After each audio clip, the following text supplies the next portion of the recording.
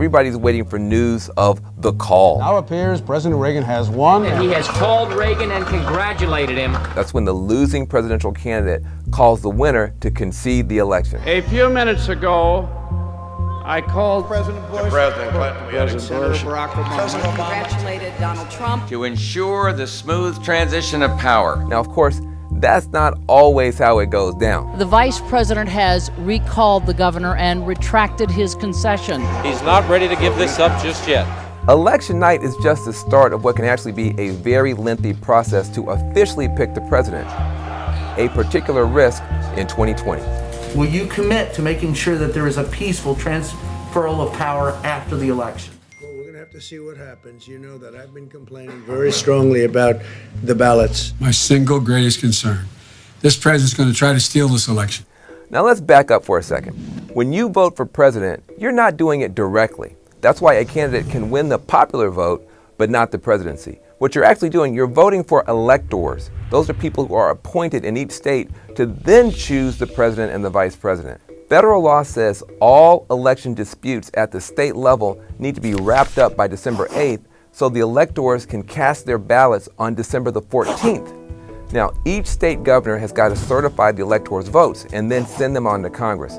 So the results aren't official until the new Congress counts those ballots on January the 6th. Now, it's usually a straightforward process, but let's say one of the candidates questions the legitimacy of the state's count.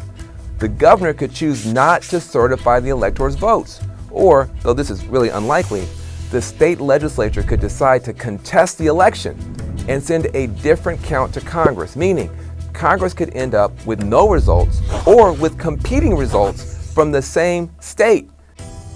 Now, that's a violation of federal law, so Congress would no longer have to honor that state's electors at all.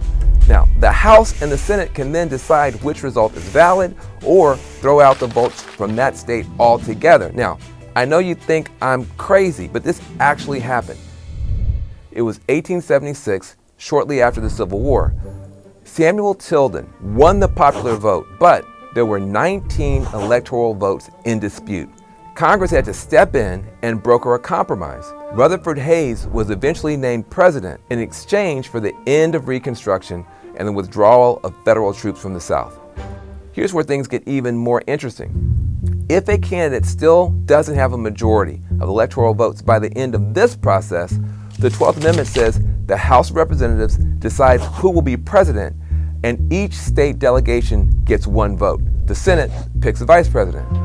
No matter what happens, somebody has got to take the oath of office on January 20th. So help me God. If both the president and the vice president are still under